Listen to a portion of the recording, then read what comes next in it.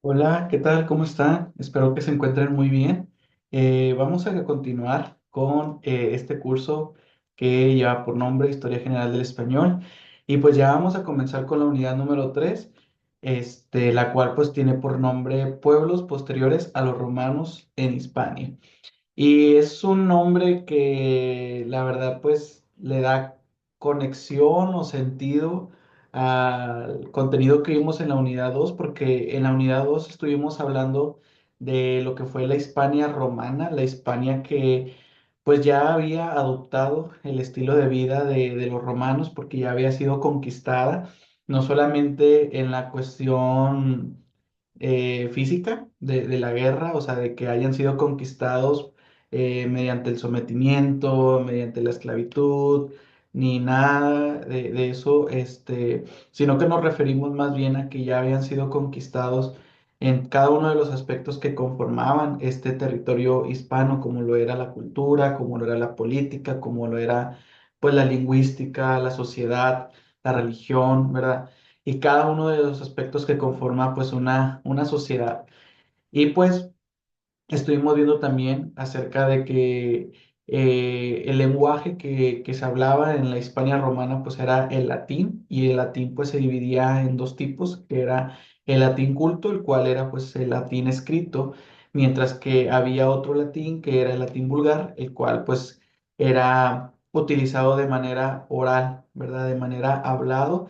Y también hay que recordar que cada uno de estos tipos de latín se utilizaban en situaciones diferentes. Por ejemplo, el latín vulgar pues se utilizaba para situaciones informales, situaciones de calle, en donde pues no se requería tanta formalidad o tanto culto, tanto tecnicismo en la manera de hablar, mientras que el lenguaje, perdón, el latín vulgar, pues se utilizaba principalmente en lo que vienen siendo situaciones formales. Por lo tanto, era a través del medio escrito, o sea, porque pues era utilizado principalmente para las obras literarias, para la escuela, para los trámites políticos, económicos, administrativos. Entonces, vemos cómo cada uno de estos tipos de latín se utilizaba en diferentes situaciones. Y también pudimos ver cómo esta Hispania romana, pues duró mucho tiempo, duró, pues sí, durante varios siglos, y nos quedamos en la parte en donde vemos cómo las invasiones germánicas, que es también un punto muy importante que vamos a tocar a continuación, vemos cómo fueron un factor fundamental para perdón, del Imperio Romano Occidental, ¿sí? Nosotros, al hablar en esta clase y ya entrando en esta unidad sobre el Imperio Romano Occidental, nos referimos solamente a una parte que corresponde al Imperio Romano, en este caso la parte occidental. El Imperio Romano, pues se dividía en dos partes, que era el Imperio Romano Occidental y el Oriental. Y las invasiones germánicas se producen en la parte occidental y por lo tanto provocan que esta parte caiga, ¿sí? Que esta parte del Imperio Romano caiga en el sentido de que es conquistada. Y precisamente en esta parte occidental pues se encontraba lo que es Hispania. Entonces también vamos a ver en esta unidad cómo Hispania romana deja de ser romana, deja de ser caracterizada por el estilo de vida de los romanos y ahora evoluciona o crece en una Hispania totalmente diferente a raíz de las invasiones germánicas, ¿sí? Entonces, la verdad es que lo que vamos a ver en esta unidad está muy padre, está muy interesante. Así que, pues bueno, ya para comenzar y terminando con toda esta recapitulación y también introducción, pues vamos a ver ahora sí lo que es la unidad número 3, los pueblos posteriores que llegaron a Hispania después de los romanos. Así que les voy a pedir por favor que presten mucha atención.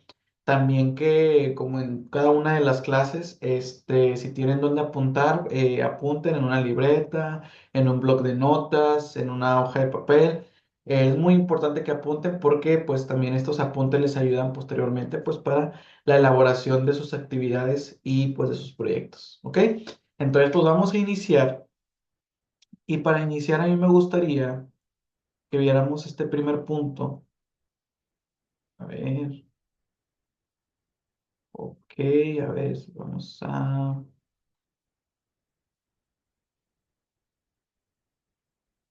vamos a irnos, por así decirlo, de atrás hacia adelante porque vamos a comenzar directamente hablando sobre las invasiones germánicas, ¿sí? Estas invasiones se producen en el Imperio Romano del Occidente y algo que es muy importante destacar es que se les llama invasiones germánicas y si se fijan, estas invasiones germánicas nos hablan, ay, perdón, ok, muy bien, aquí está.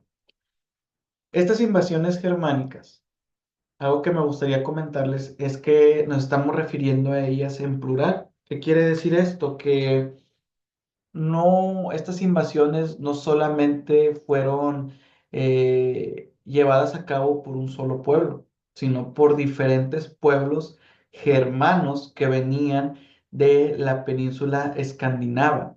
La península escandinava es lo que hoy nosotros conocemos como los países de Dinamarca, Noruega y de Suecia.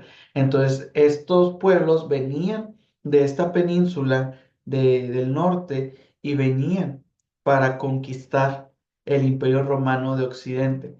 Como lo menciona aquí, dice, a principios del siglo IV, el Imperio Romano de Occidente se encontraba debilitado por crisis internas, económicas y militares, lo que facilitó la entrada de los pueblos, perdón, germánicos.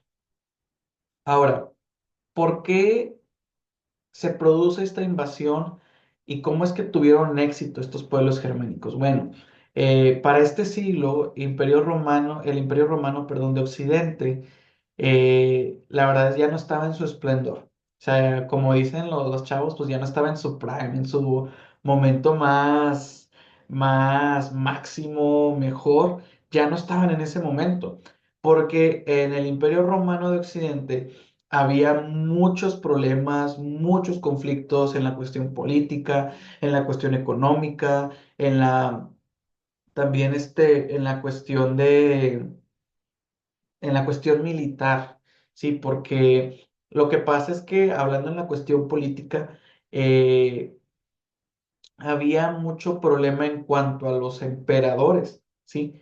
Porque en aquella época los emperadores, los mayores gobernantes y autoridades de este imperio, eran escogidos ya sea por ser sucesores del emperador actual, o sea, el poder de dirigir a este imperio era pasado de generación en generación, o también eran escogidos por,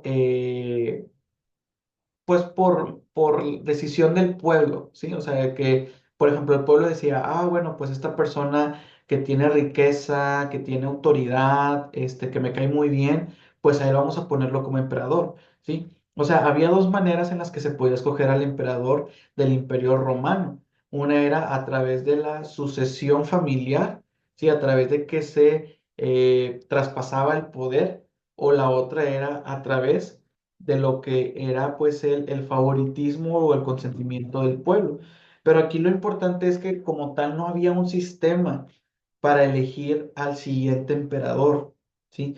Como hoy en día nosotros tenemos un sistema político con el cual nosotros podemos escoger al siguiente presidente, que es la democracia. Claro, ya que se lleva a cabo de manera, ¿cómo se dice?, honesta y justa, ya es otra cosa muy diferente, ¿verdad? Pero al menos nosotros hoy en día tenemos este sistema que ya es un sistema formal, que ya es un sistema legal y que se ha procedido durante todos estos años para escoger al siguiente presidente de nuestra nación. En el caso de ellos, no había un sistema fijo, un sistema formal y legal para escoger al siguiente emperador. Entonces, todo esto provocó que hubiera conflictos internos en cuanto al poder, en cuanto a quién va a gobernar o se va a mantener gobernando el imperio, ¿sí? Así que ahí estaba la primera crisis interna, lo que era eh, quién iba a ser el responsable de gobernar el Imperio Romano de Occidente. Ahora, Eso provocó que hubiera también una crisis militar. ¿Por qué? Porque el Imperio Romano de Occidente se caracterizaba por estar fortalecido en sus fronteras por militares. Pero como ahora no había un jefe, un emperador en específico al cual pudieran obedecer o al hacer caso, o pasaba de que no, ¿saben qué? Pues yo soy el emperador, y ustedes me tienen que hacer caso. Entonces era de que, bueno, pues nosotros los militares que cubrimos tales fronteras, pues tenemos que obedecer a este emperador. Pero luego surgía otro emperador que era escogido por el pueblo o que sí, o sea, que era escogido por el pueblo y era de que, no, pero yo también soy emperador y a mí también me tienen que hacer caso. Entonces, como que no había para dónde hacerse, no había quien obedecer o de quién seguir instrucción, o sea, no había una claridad en esa cuestión. Entonces, pues los militares no sabían muy bien a qué emperador obedecer o seguir la instrucción, ¿sí? Además de que también en los militares había intereses, es decir, ok, este emperador es rico y me está ofreciendo tal cantidad de riqueza, de dinero, ¿verdad? De sueldo, por así decirlo. Entonces, me conviene más hacerle caso a este emperador que a este otro que acaba de salir o que se está autoproclamando emperador. Entonces, había este conflicto también entre los militares, o sea, había debilitamiento militar y había también un conflicto de interés entre los militares. Y lo que esto ocasionaba o generaba es que eh, la fortaleza, la seguridad, la protección que había en el Imperio Romano de Occidente, pues fuera escasa o fuera débil. Y con esto provocó que ahora hubiera inseguridad, ¿sí? Como ya no había una protección fuerte en el Imperio Romano de Occidente en cuanto a las fronteras y en cuanto al mar Mediterráneo, donde se llevaba a cabo la actividad de comercio, porque recordemos que los pueblos que conformaban el Imperio Romano de Occidente, pues navegaban en el Mediterráneo para comercializar, ¿sí? Sus productos, para intercambiar, para vender, pues tenían que seguir estas rutas, ¿no? Del mar. Entonces, pues no había quien les asegurara que su viaje para comercializar fuera a ser seguro o que fuera a ser un éxito. Entonces, había también esta crisis económica en donde la comercialización se veía detenida, porque como los militares ya no estaban para proteger a los pueblos que conformaban este imperio, pues ya no había esta seguridad o esta tranquilidad para llevar a cabo este proceso de comercialización. Además de que también los recursos que había en el Imperio Romano de Occidente se estaban explotando excesivamente. Entonces había una escasez de recursos, había una escasez de comercio, ¿sí? Por lo que, pues, el Imperio Romano de Occidente, además de tener conflictos internos en la política, además de tener conflictos internos en la economía y también militares, pues también tenían estos problemas donde, pues, los recursos se estaban agotando, ¿sí? Y todo esto, pues, obviamente provocó que el Imperio Romano de Occidente se viera como un blanco fácil para los pueblos germánicos que venían del norte, ¿sí? Para ellos era un blanco fácil y ellos veían, ok, pues no hay realmente alguien que esté gobernando, eh, o no hay una seguridad fuerte en el Imperio Romano de Occidente. Están, o sea, su gente está distraída, sus gobernadores están distraídos con los conflictos internos, pues es el momento indicado para, pues, invadir este territorio. Por eso fue que los pueblos germánicos se animaron a invadir lo que fue el Imperio Romano de Occidente. Y luego menciona lo siguiente, estos pueblos comenzaron a cruzar las fronteras del imperio. Ojo aquí, es lo que les comentaba hace unos momentos, que los militares, sí, pues ya no estaban cumpliendo totalmente con su deber de proteger las fronteras. Entonces las fronteras estaban descuidadas y es ahí donde los pueblos germánicos aprovecharon que estaban descuidadas para introducirse y comenzar a invadir. Dice aquí, buscando nuevas tierras y oportunidades para asentarse, ¿sí? O sea, los pueblos germánicos, ellos venían en plan, vamos a conquistar el Imperio Romano de Occidente. Así como en su momento el Imperio Romano conquistó Hispania, ahora el pueblo germánico, o los pueblos germánicos más bien, venían con la misma actitud y con el mismo objetivo. Vamos a conquistar estas tierras que forman parte del Imperio Romano de Occidente. Y buscaban también aquí oportunidades para establecerse, para expandirse, ¿sí? En todos estos territorios que conforman parte del Imperio Romano de Occidente. Ahora, ¿cuáles eran estos territorios? Porque es muy importante que tengamos en claro cuáles eran estos territorios que conformaban el Imperio Romano de Occidente, porque ahorita necesitamos irlos ubicando, así que vamos a ver cuáles eran estos pueblos. Yo aquí los anoté porque luego se me olvidan.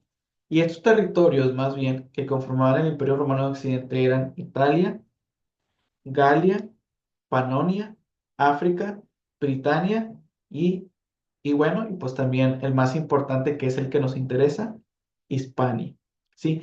Y ahorita que empecemos a ver cuáles eran estos pueblos que invadieron el Imperio Romano de Occidente, nos vamos a ir dando cuenta cómo cada uno de estos pueblos se fue asentando, se fue estableciendo en los territorios que les acabo de mencionar. Ok, ahora vamos a continuar. Ahora sí, ¿cuáles eran estos pueblos germánicos que invadieron lo que fue el Imperio Romano de Occidente? Menciona aquí lo siguiente. Diversas tribus germánicas, cada una con características únicas, perdón, formaban parte de este proceso de invasión.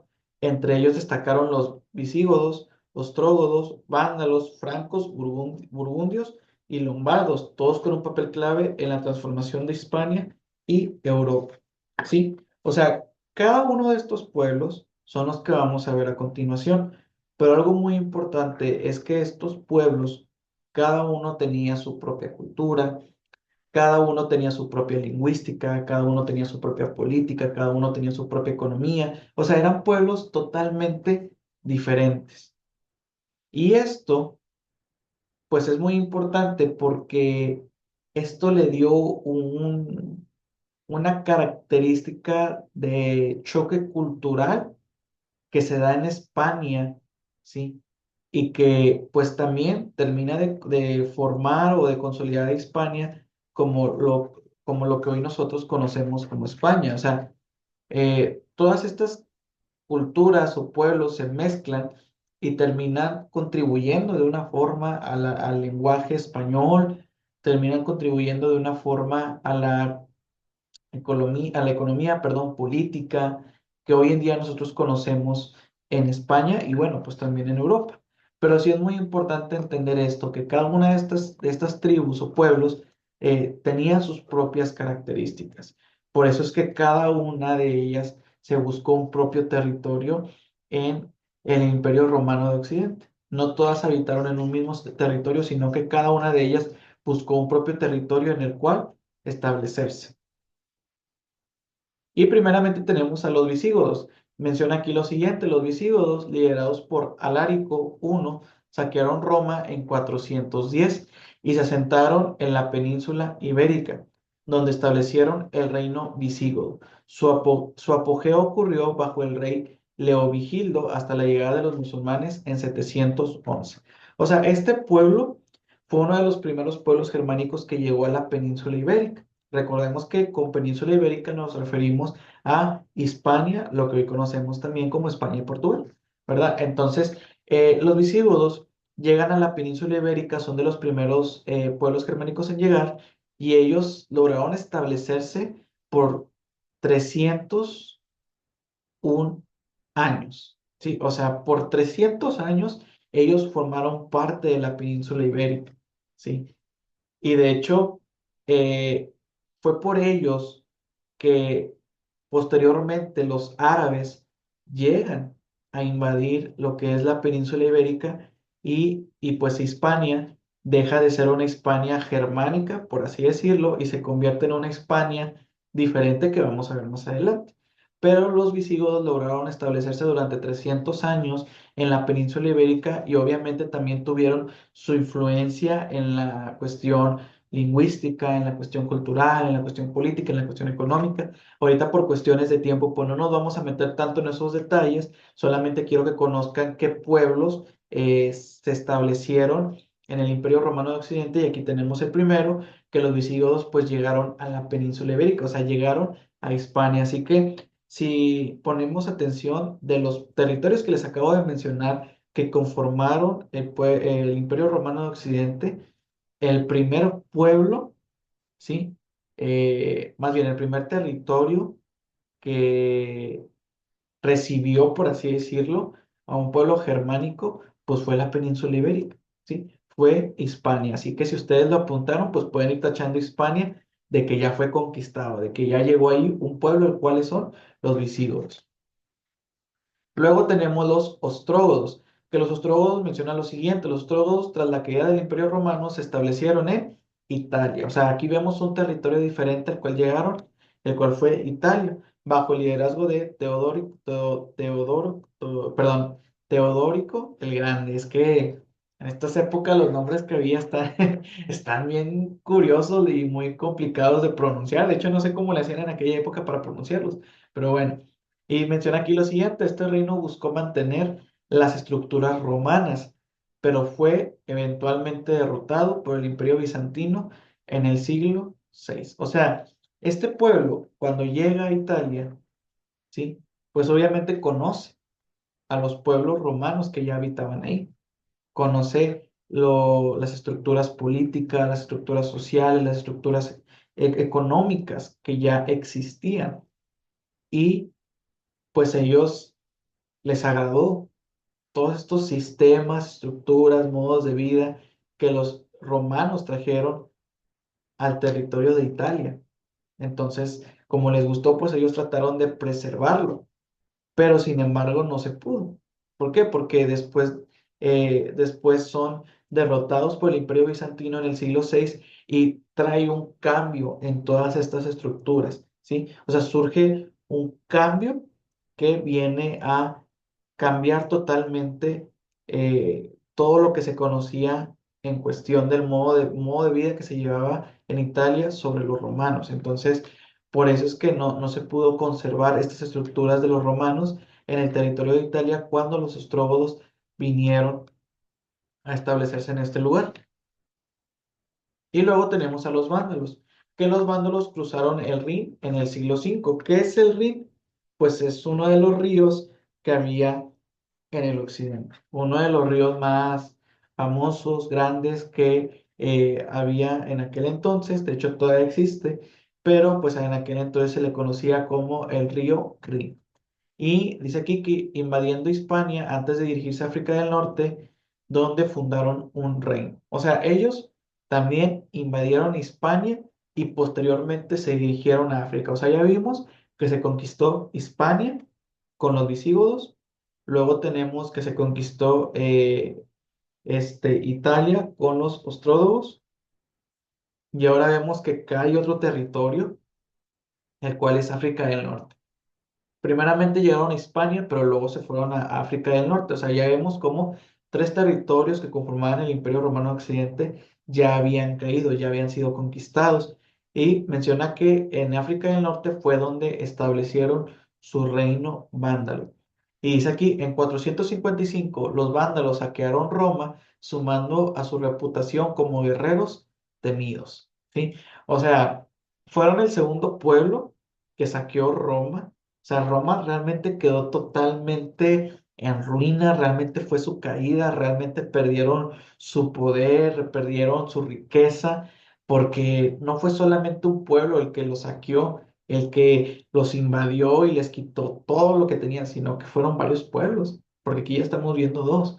Y eran tan violentos y agresivos en guerra que pues se les conocía como unos guerreros que había que temerles, ¿verdad? Entonces, vemos cómo no solamente eran pueblos que venían a conquistar de manera pacífica o a imponer un estilo de vida, sino realmente a establecerse por la fuerza, a través del sometimiento, a través de la guerra. ¿Ok? Y luego vemos aquí a los francos, que los francos son un pueblo, la verdad que muy importante, ¿sí? ¿Por qué menciono esto? Porque los francos, de ellos viene lo que hoy nosotros conocemos como Francia. Es decir, gracias a los francos, hoy el territorio francés se llama Francia, ¿sí? Porque Francia es una palabra que viene del pueblo franco, ¿sí? Y la palabra Francia significa libertad. Así que ellos fueron los que le dieron este nombre a este territorio como Francia, ¿sí? Y pues gracias a ellos hoy nosotros conocemos este territorio bajo el nombre de Francia, ¿sí? Menciona lo siguiente: los francos bajo Clodoveo I lograron unificar diversas tribus en el reino merovingio más bien, y posteriormente el reino carolingio. Su adopción del cristianismo marcó una transición fundamental en la historia de Europa occidental. O sea, ellos vinieron a unificar diversas tribus que también ya estaban ahí en este territorio de Francia. Obviamente en ese entonces no se conocía como Francia, ¿sí? Y vinieron a unificar estas tribus para que se establecieran en ese territorio de Francia, ¿sí? Ahora, también algo muy importante es que ellos adoptan el cristianismo. Ellos no tenían esta religión, ¿sí? Que recordemos que el cristianismo pues, fue la religión oficial del Imperio Romano. Entonces, ellos al conocer esta religión, al conocer de la Biblia, de la palabra, conocer de los principios bíblicos, pues deciden adoptarlo y seguir conservando esta religión. Así que, pues un punto a favor de la iglesia, de que al menos uno de los pueblos que invadieron lo que fue el Imperio Romano de Occidente, pues se quedó con una riqueza más buena que el oro y la plata, que fue el cristianismo, ¿verdad? Entonces, vemos cómo ellos también, pues, se convirtieron a esta religión. Y bueno, pues eso es en cuanto a los francos. Y ahora vamos con los burgundios. Que los burgundios, ellos se establecieron en el reino de Borgoña en el siglo V, lo que hoy es Suiza y parte de Francia. Este reino fue finalmente absorbido por los francos, contribuyendo a la configuración de Europa. O sea, los burgundios, ellos llegaron al reino de Borgoña en el siglo V, lo que hoy tú y yo, lo que tú y yo, perdón, podemos conocer como Suiza y como una parte de Francia. Recordemos que son países que están ligados, que están pegados, ¿verdad? Y ellos se establecieron durante varios años en estos territorios, pero posteriormente pues fueron conquistados por los francos, que pues también los francos tuvieron mucha influencia y poder en lo que hoy conocemos como Suiza. Y luego tenemos a los lombardos, que aquí mencionan los lombardos invadieron Italia en el siglo VI y fundaron el reino lombardo. Su presencia tuvo un impacto significativo en este territorio hasta ser derrotados por el imperio carolingio en el siglo VIII. ¿Sí? O sea, los lombardos, ellos también llegaron a Italia después de los pueblos que ya les había mencionado anteriormente, que también se establecieron ahí, ¿sí? Y ellos también, los lombardos, tuvieron la oportunidad de fundar su propio reino, ¿sí? Y ellos de igual manera influyeron, ¿sí? En este territorio de Italia. O sea, ellos también tuvieron su influencia cultural, lingüística, política, económica. Cada uno de estos pueblos que acabamos de ver tuvo su establecimiento, tuvo su influencia en estos territorios que conforman el Imperio Romano de Occidente. Sin embargo, no lograron quedarse ahí por mucho tiempo, sino que pues ya en el siglo VIII, o más bien a partir del siglo VII después de Cristo, es cuando todos estos pueblos pues son eliminados o son quitados de este territorio, de estos territorios más bien, porque luego vemos más adelante cómo los árabes también llegaron a conquistar, ¿sí? Estos territorios del Imperio Romano de Occidente. Ahora, cambiando un poquito de tema, ¿cuáles fueron las causas de las invasiones germánicas? Aquí menciona esto, dice: las invasiones germánicas fueron impulsadas por factores interrelacionados como la presión de los hunos, las debilidades internas del Imperio Romano y el atractivo de los territorios romanos que ofrecían oportunidades de riqueza y estabilidad. O sea, las invasiones germánicas se dieron, número uno, por la presión de los pueblos hunos, ¿sí? Los pueblos hunos, ellos también venían del norte y ellos desde el norte del Imperio Romano, ellos empezaron a invadir desde el punto norte o desde el norte del Imperio Romano y esto provocó que los pueblos germánicos se expandieran a lo largo de lo que era este imperio. Entonces, por eso es que las invasiones germánicas no solamente se dieron en un solo territorio, sino que se dieron en diferentes territorios, ya que los hunos, pues, también estaban interesados en conquistar el Imperio Romano de Occidente. Y pues también por las debilidades internas que ya tenía el Imperio Romano. Recordemos que el Imperio Romano para este entonces ya estaba débil por todos los conflictos internos que tenía. Y pues también por las oportunidades de riqueza y estabilidad. O sea, estos pueblos vieron cómo el Imperio Romano logró establecerse en el occidente. ¿Cómo lo lograron? ¿Cómo lograron convertirse ahora sí en un imperio en su máximo esplendor? ¿Cómo lograron eh, conquistar cada uno de estos territorios imponiendo su política, imponiendo su cultura, imponiendo su religión, imponiendo, perdón, su lenguaje, ¿sí? Su economía? Y vieron también cómo ellos, pues, se enriquecían de los recursos que había en esos territorios, se enriquecían de los tributos que pagaban cada uno de los pueblos. Así que veían una prosperidad en el Imperio Romano de Occidente. Así que estos pueblos dijeron, bueno, si ellos pudieron, ¿por qué nosotros no? Porque nosotros no podemos también establecernos, porque nosotros no podemos aprovechar la riqueza y la estabilidad que hay en el Imperio Romano de Occidente. Y esto fue lo que los movió a llevar a cabo estas invasiones en el Imperio Romano Occidental. Y luego tenemos aquí las consecuencias de las invasiones. Ahora, eh, aquí hay una imagen que no sé por qué está aquí, está muy rara, se hace que se me olvidó quitarla, una disculpa, no le hagan caso a esta imagen. Pero, ¿cuáles fueron las consecuencias de las invasiones? Ahora, a consecuencia no nos referimos solamente a aspectos negativos, también nos referimos a aspectos positivos, porque uno de los aspectos positivos de las invasiones germánicas es que hubo una influencia en la parte lingüística. Más adelante vamos a ver cómo palabras y expresiones que utilizaban los pueblos germánicos fueron adoptadas, ¿sí? Por el latín vulgar. O sea, el latín vulgar toma estas palabras, toma estas expresiones de los pueblos germánicos, las adopta, las hace parte de ellas y son palabras o expresiones que hasta el día de hoy tú y yo seguimos utilizando. Así que no todas las consecuencias de estas invasiones fueron negativas, algunas fueron positivas. Menciona aquí lo siguiente: las invasiones germánicas llevaron a la caída del Imperio Romano de Occidente en 476 después de Cristo. Este sí es una consecuencia negativa, o sea que el Imperio Romano cae, el Imperio Romano de Occidente cae totalmente, o sea, se deja de considerar, el Occidente se deja de considerar como parte del Imperio Romano, ¿sí? O sea, ya el Imperio Romano ya no tiene poder sobre la parte del Occidente y también se forman nuevos reinos germánicos y transformaciones culturales y lingüísticas significativas en Europa. O sea, lo que les comentaba anteriormente. Y ahora vamos a el siguiente punto, el cual es la influencia germánica en los romances hispánicos. ¿Sí?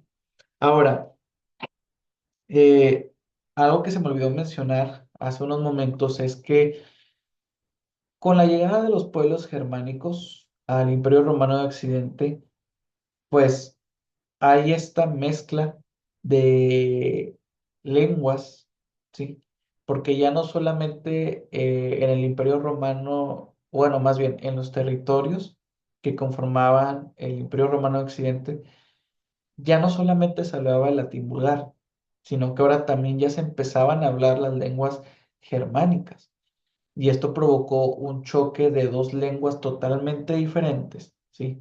o bueno, más bien de varias lenguas, no de dos lenguas en sí, sino de varias lenguas, provocó un choque que eso generó que se producieran las lenguas romances hispánicas, ¿sí? Es decir, lo que hoy nosotros conocemos como el español, el francés, el italiano, el portugués, o sea, lo que hoy nosotros conocemos como el español, italiano, portugués y francés, en su momento fue influenciado por los pueblos germánicos, ¿sí?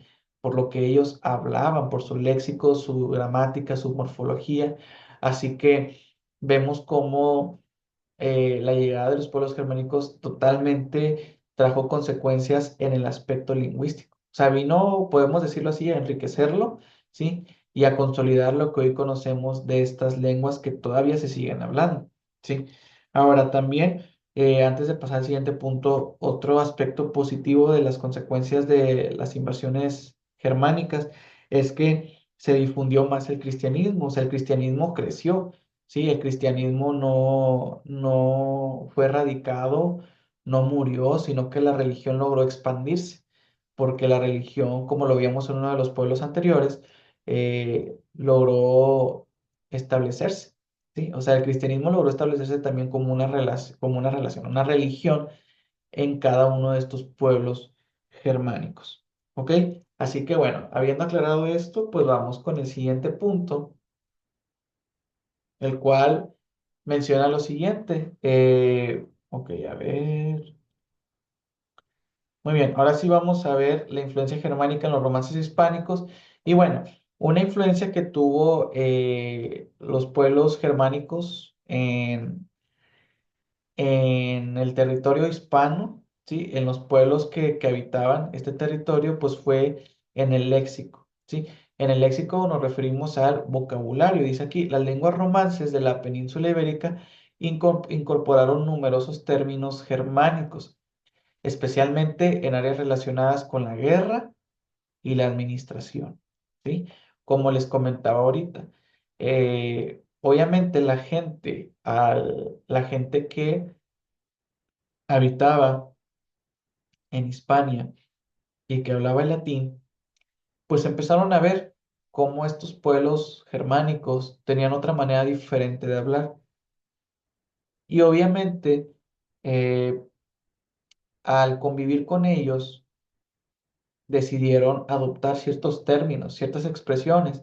¿Bajo qué criterios? ¿Quién sabe? A lo mejor para ellos eran palabras más fáciles de pronunciar, a lo mejor y tenían un mejor significado, a lo mejor y les gustaba simplemente la palabra y por eso decidieron adoptarla.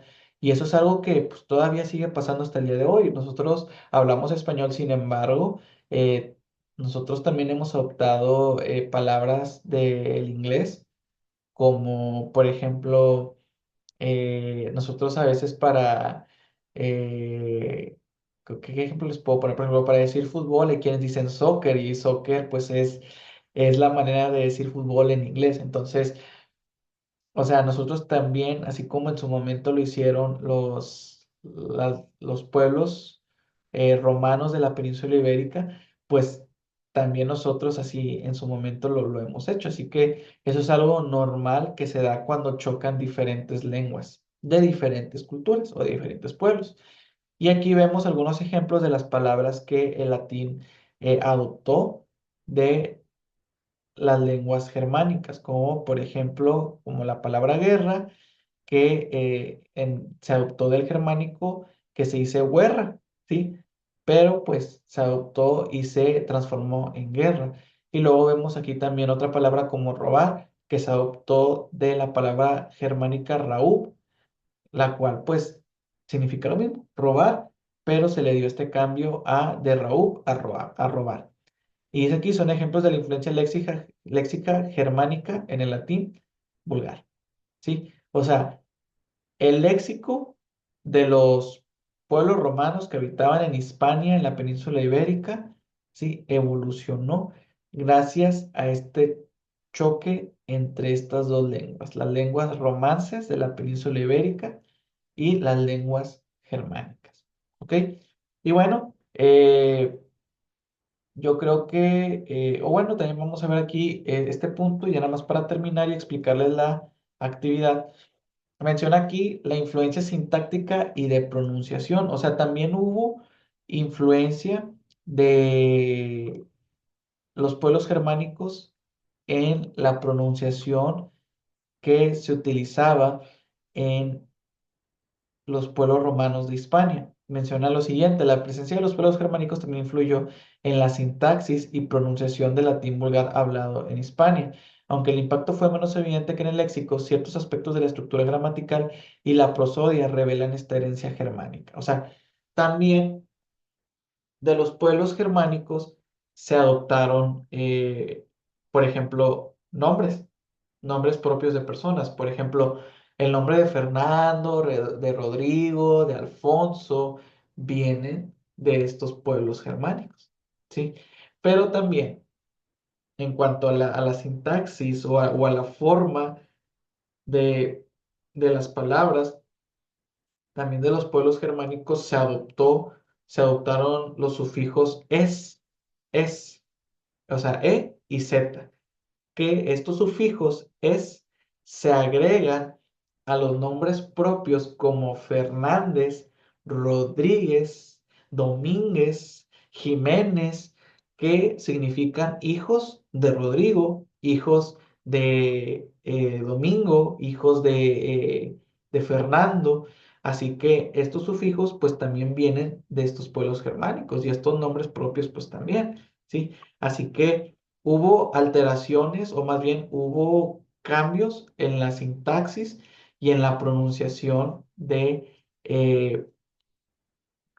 de las lenguas romances que hablaban los pueblos romanos en Hispania. Así que, pues bueno, esta fue la influencia sintáctica y de pronunciación que tuvieron los pueblos germánicos sobre los pueblos romanos de Hispania. Y pues bueno, hasta aquí vamos a dejar este contenido, esta primera parte de la unidad número 3. Y me gustaría solamente terminar explicándoles, ay, una disculpa, explicándoles la actividad que van a realizar, el cual es una actividad muy, muy padre. La verdad es que cuando yo la estaba elaborando me gustó mucho y espero que a ustedes también les sea muy interesante, que les divierta, que también puedan aprender mucho de esta actividad. Y lo que vamos a hacer en esta segunda actividad es, ustedes me van a elaborar primeramente la portada con sus datos personales, como ya lo han venido haciendo en las actividades anteriores. ¿Y qué van a hacer?